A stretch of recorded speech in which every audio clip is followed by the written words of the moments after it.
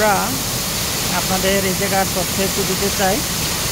শ্রীমঙ্গল আসবেন, শ্রীমঙ্গল এসে আপনি সিএনজি অথবা জিপ গাড়ি অথবা মোটরসাইকেল করে মির্জাপুর পাড়ি দিয়ে দিনারপুর চা বাগানে আসবেন এবং ম্যানেজারের অফিস পাড়ি দিয়ে আপনাকে যে কোনো চা শ্রমিককে বললেই হবে আমরা দিনারপুর সুইচ গেটে যাব, আপনাকে কিন্তু সেই যে জায়গাটা দেখিয়ে দেবে।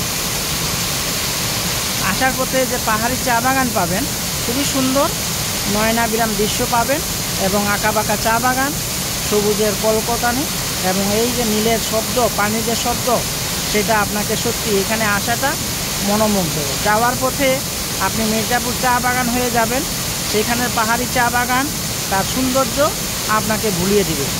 তাই বন্ধুগণ, আমরা চেষ্টা করি বাংলাদেশের সৌন্দর্য আপনাদের সামনে তুলে ধরার জন্য। আমি যেখানে যা পাই, যেটা আমার কাছে ভালো লাগে সেটা তুলে ধরার চেষ্টা করি এবং জানি আমার যারা ফেসবুক ফলোয়ার আছেন ফেসবুকে, অবশ্য তাদেরও ভালো লাগে, যার কারণে কিন্তু এগুলো আমি পোস্ট করে থাকি। তো আপনারা ভিডিওটি দেখার জন্য আপনাদের অসংখ্য ধন্যবাদ।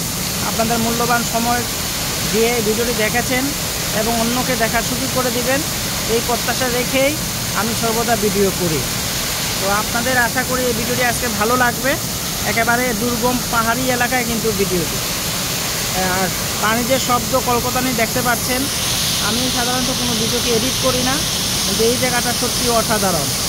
যতবার আসি ততবারই আমার ভালো লাগে, আমি যতবারই আসি ততবারই আমার ভালো লাগে এবং আশা করি আপনাদেরও ভালো লাগবে। বন্ধুরা যারা আমার ফেসবুক ফ্রেন্ড আছেন, ইউটিউবে আছেন, পেজে আছেন, টিকটকে আছেন, সবাইকে আমি বলবো এই জায়গায় আসবেন।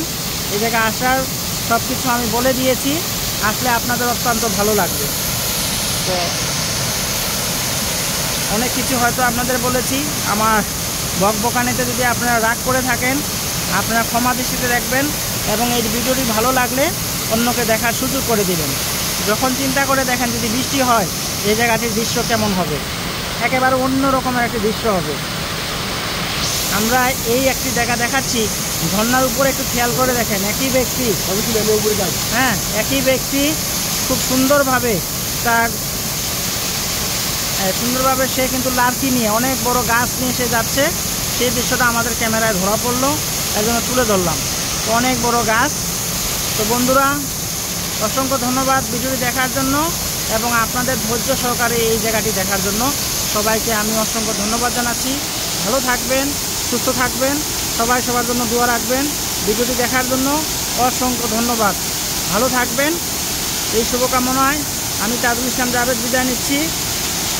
আমরা দেখতে পাচ্ছি একজন টুরিস্ট এখানে হেঁটে যাচ্ছে, এটা তুলে ধরলাম।